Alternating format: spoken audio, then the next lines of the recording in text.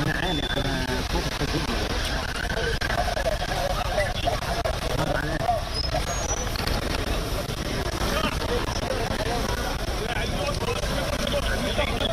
صحيح على الدرج تبع التلفون فوق.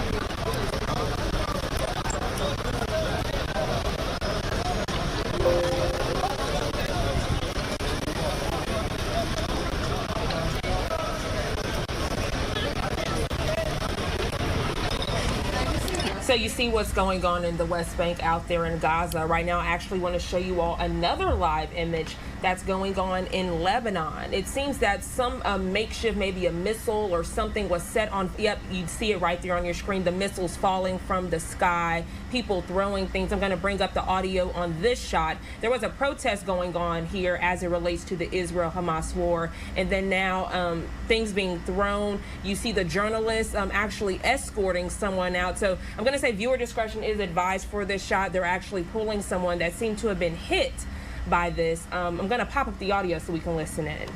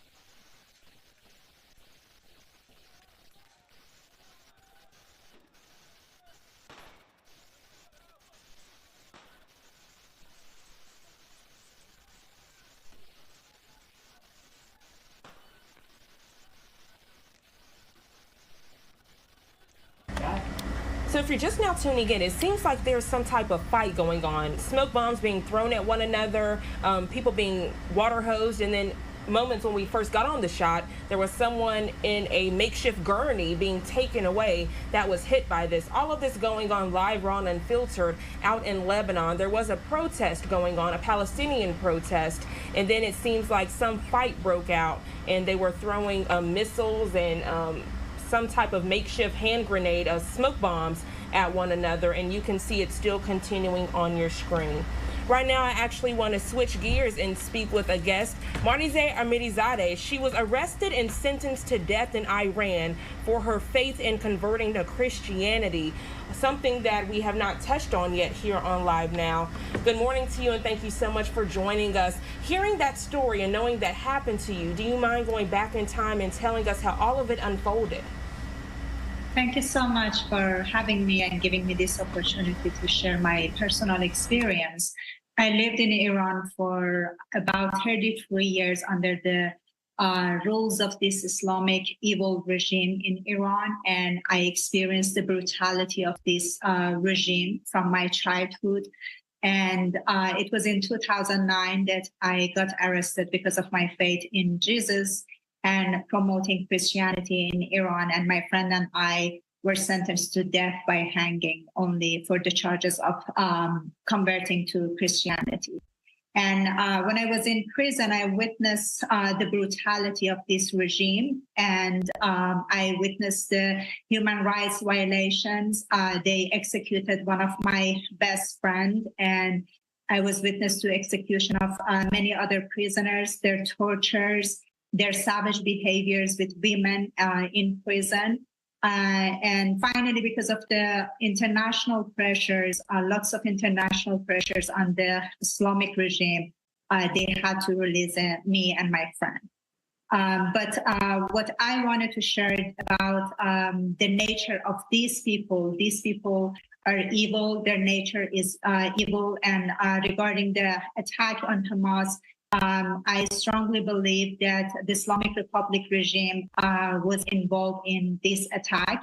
There is no doubt, because everyone knows that the Islamic Republic regime is the biggest state sponsor of terrorism in the Middle East, and keep supporting Hamas, Hezbollah, and Islamic Jihad and other terrorist groups in the Middle East, and making making the region unstable and creating chaos and many terrorist activities in the region, which is obvious to everyone. Marnizeh, knowing what you went through and then now seeing what's going on to those out there in Israel, I mean, it really pulls at your heart, doesn't it, to see that unfortunately this sad history keeps repeating itself in different forms. You know, for someone like me, what I'm sharing, it's not based on just knowledge or reading books, listening to the news. It's my personal experience living in Iran and experiencing the savage and brutal behavior of this regime. I'm sure you know that after the deaths of Mahsa Amini, just last year, she brutally were killed because of, not having a proper Islamic hijab, which led to a big movement in Iran, women life freedom movement, and a revolution started in Iran. So Iranians like me who lived in Iran and experienced the brutality of this regime, they know very well the nature of this regime. And this attack started that there are many evidences that shows that the Islamic Republic regime is behind this attack. It was in June 21st that the supreme leader of Iran met the leader of Hamas, Ismail Haniyeh, and he emphasized on supporting the Palestinian cause.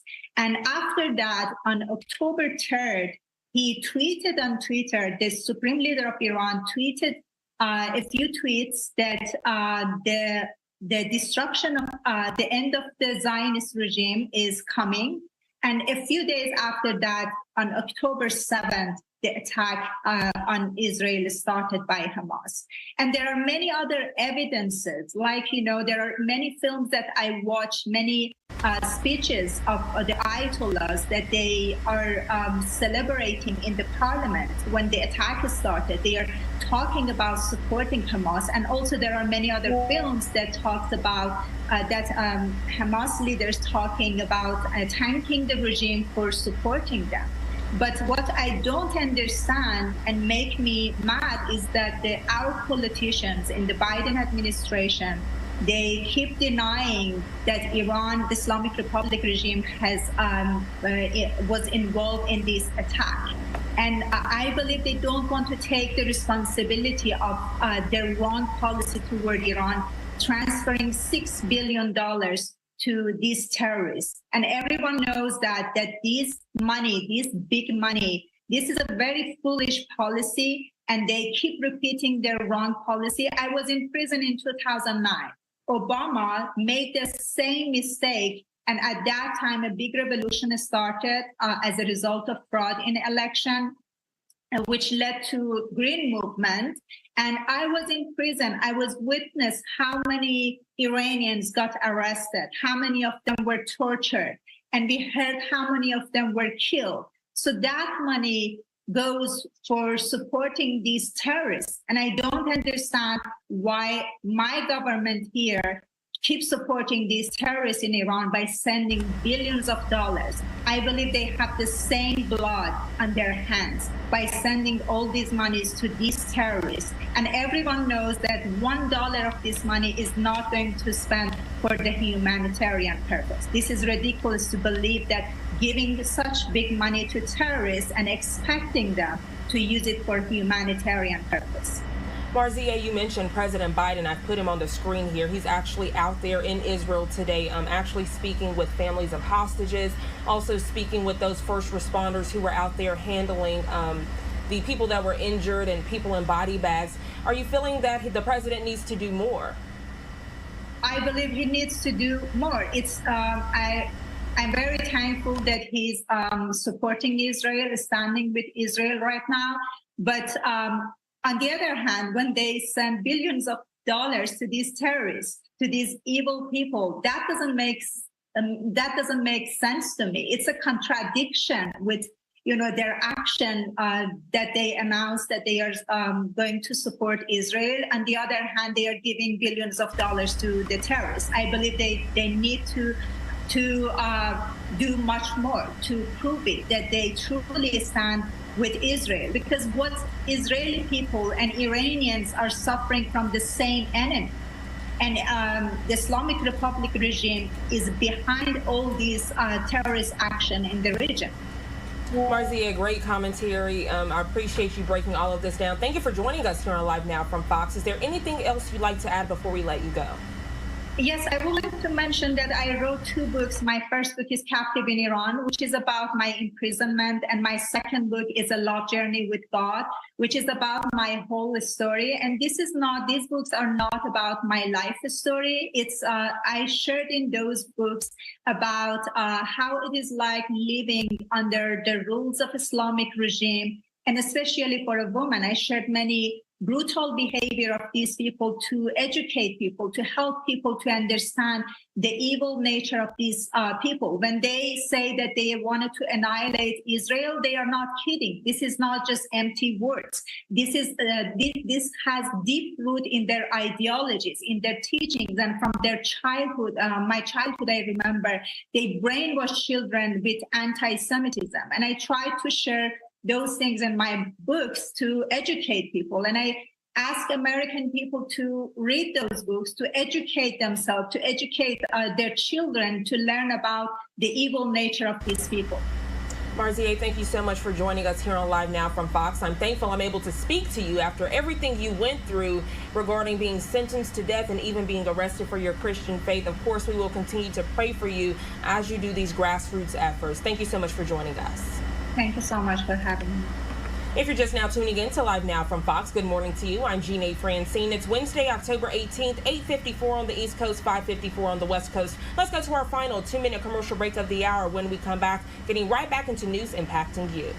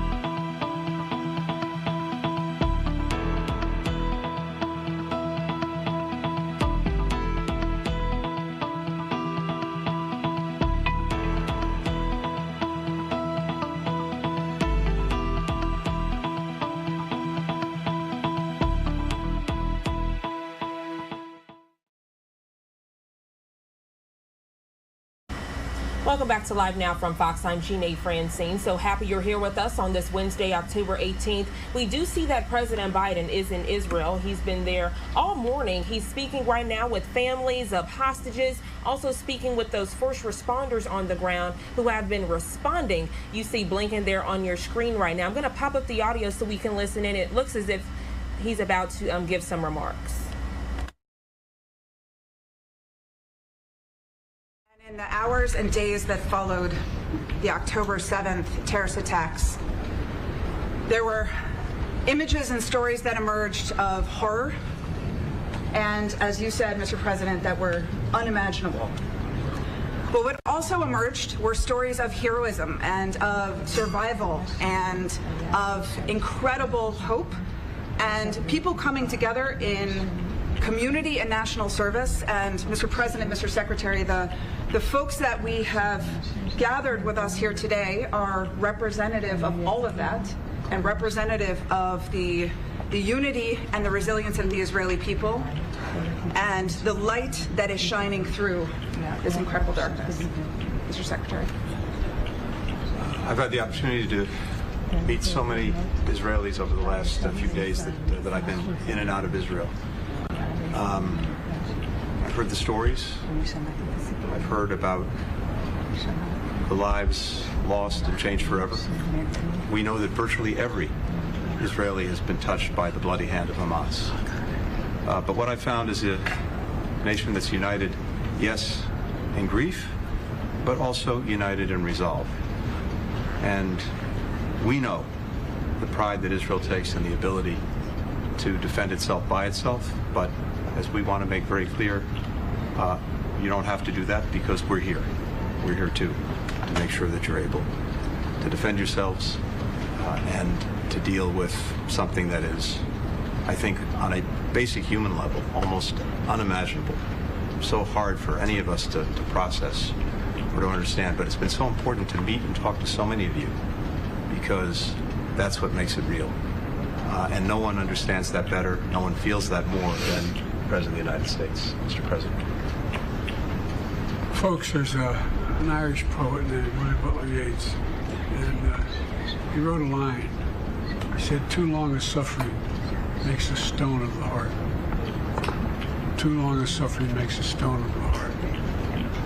The thing that I found in just this real quick meeting with all of you is none of your hearts have turned to stone yet. Every one of you talked about what you have to do. Every one who talked to you about having to reach out. Talked about whether or not they're a Jew or a Muslim. Reach out. And, I've often said, I remember the first time that I was in Israel with Golda Meir. She was just before the Six-Day War. And she was telling me how terrible everything was, which it was. She kept flipping the maps up and down behind her, and all of a sudden she looked at me and she said, "Would you like a photograph?" And I thought, that's unusual. And she just got up and walked out that door outside her office. And we're standing there having a photograph taken like you and I are standing looking at the press. And she, without looking at me, she turned, she like this, she said, "You look worried, Senator." I said, "I am." She said, "Don't worry, we Jews have a secret weapon in our fight. We have no place else to go." Well, the truth of the matter is, if there weren't an Israel, we'd have to invent one. The truth of the matter is that I believe that, as I went home and said, I got in trouble at the time, but it's true. You don't have to be a Jew to be a Zionist. You don't have to be a Jew to be a Zionist. And I think the security and safety of Jews worldwide is anchored in the continued vibrance of the state of Israel. That's what I think it's about at its core. And so I've admired you all in this country for so long. And I'm convinced that more people know your responses to what's happening, as opposed to just what War and Peace is about. The more they're going to be inclined to embrace Israel. And but a lot more to say, but I'd like to talk to you in private if I can.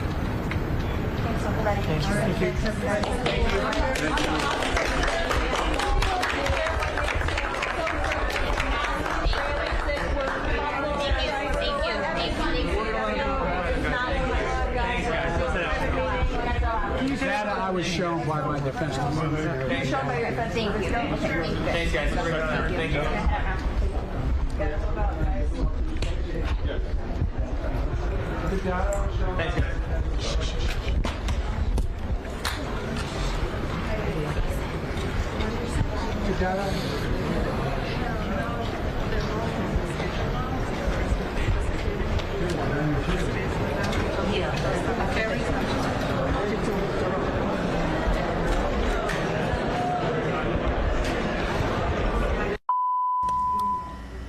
All right, so that shot just went out as President Biden and Blinken are in Israel amid the ongoing war. Right now, I want to bring in a friend of Live Now from Fox, Dr. Larry Walker. He's a professor at the University of Central Florida. Dr. Walker, good morning to you. Thank you so much for joining us here on Live Now from Fox. No, thanks for having me. Always. So really quickly, we just heard remarks from President Biden and Blinken. We do know that President Biden is supposed to give a longer speech later today. It has been pushed back because he was speaking with the families of the hostages, also with those first responders who have been handling all of the dead bodies and just the gore that's out there. I want to speak to as far as the foreign relations aspect of all of this and how important it is that President Biden made this trip to Israel. Yeah, it's really important as it relates to the relationship, which we had talked about, our very strong relationship with Israel, particularly since the last, since 1960s. But this is, I think, the president's second visit to a conflict war zone. Obviously, he's visited Ukraine, and so the message is very clear, and you've heard it from policymakers on both sides of the aisle that the United States is in support of Israel. And this is the other issue to remember is that the United States and other, world leaders in UK, et cetera, don't want a conflict in the Middle East to inflame and involve other countries like Iran. So you see his stance and comments today, and like you said, later today, are clear about how the United States believes it needs to continue to support Israel. Dr. Larry, the podium there on your screen where the president is expected to give his remarks momentarily. One key thing that he's expected to speak about is this hospital bombing, both sides blaming one another in the midst of this. Can you speak on that? Yeah, I think that, you heard the president's comments earlier today when he kind of insinuated that he believes that, the Hamas was involved in the bombing. But I think that over the next couple of weeks and couple of months, there are a couple things to look for if there's some kind of independent report that, analyzes shrapnel, et cetera, to kind of determine where the bomb came from. And then secondly, from the news media, will there be a report from what was traditional news or some other additional news source in terms of information they gathered and help make a determination about what exactly happened in this horrific tragedy. Dr. Walker, I'm glad you mentioned Ukraine's aspect, because in some parts when you talk about international relations, it seems like the conflict in Israel and the conflict in Ukraine are getting convoluted when it comes to aid and humanitarian aid. How important is it to keep the two separate? Yeah, it really is, because, obviously, we're supporting Israel in this conflict, which obviously is a friend of the United States. Ukraine is not a member of NATO. But obviously, strategically, we want to make sure that Russia, not only in terms of Ukraine, but if we turn a blind eye, that they will continue to invade other Baltic countries. And then obviously what would happen, that would obviously inflame what's happening in Europe right now. But the United States does not want Russia to continue to invade other countries, take more land, and gather more power. So obviously, strategically, it wouldn't make any sense not to turn a blind eye at what's happening in Ukraine. When it comes to the solidarity aspect, how important is it to have America on your side? Because we are kind of worried that, we have actually seen it when it comes to Hamas teaming up with those who are not allies of the U.S. and even possibly attacking those who are in Israel or fleeing to other countries and stuff. How important is it that America shows this solidarity? It's critically important. We are the world's, supreme, military power in the world. And obviously, we didn't talk about trade yet. So it's critically important. And like I said, this trip to Israel sending a very strong message. As like I said, we talked about Ukraine a few minutes ago when he visited Ukraine. So once again, you know, in terms of countries that we see as allies, like, you know, historical allies like Israel and countries like Ukraine, obviously they want to support in terms of an incursion and incursion to happen there from the Russians. The United States is sending clear message. The Biden administration, Biden-Harris administration, is sending a message that if America supports you, we will not only talk about it in terms of funding, but also in terms of making our presence known. There are some on the other side of the aisle who say this puts us at risk of being harmed ourselves as it relates to Hamas. I know you are very familiar with foreign relations and how that relates to America. Do you feel like that sentiment is true? Well, you know, I think that's interesting. You know, I think when we have a tendency not to kind of look at, when issues like this happen in conflicts, we look at them very narrowly. But historically, there are always going to be challenges as it relates to foreign relations, issues relating to domestic international terrorism. That is the world in which we live in. And I know, you know, we have an election next year. So, and not even we and you and I discussed the issue we happened with the speaker about 2.5 weeks ago, the new, McCarthy. So a lot of this is, some of this is political posturing. And like I said, I'm a former Hill staffer, and I get that. But this is one of the times that the United States really does have a united front, but we don't have a Speaker of the House yet. So it's going to be difficult. Dr. Larry Walker, always a pleasure having you here on Live Now from Fox. Is there anything else you would like to add as far as what we could expect to hear from the president when he finally gives his presidential address out there in Israel? Yeah, I think it's important to remember that in terms of how much money we give, over $3 billion annually to Israel, and then they're a huge trade partner. And obviously, strategically, the United States wants to make sure that we have an ally in the Middle East, considering some of the challenges we've encountered, 9/11, et cetera. So you can see you can hear the president unequivocally support Israel in terms of the challenge of the conflict that's currently happening, and which is consistent with all the other presidents before him. All right, Dr. Larry Walker there giving great commentary. Thank you so much for joining us here on Live Now from Fox and breaking all of this down. Thank you for having me. If you're just now tuning in to Live Now from Fox, good morning to you. I'm Jeanne Francine. It's Wednesday, October 18th, 9:08 on the East Coast, 6:08 on the West Coast. Let's go to our first 2-minute commercial break of the hour. When we come back, getting right back into news impacting you.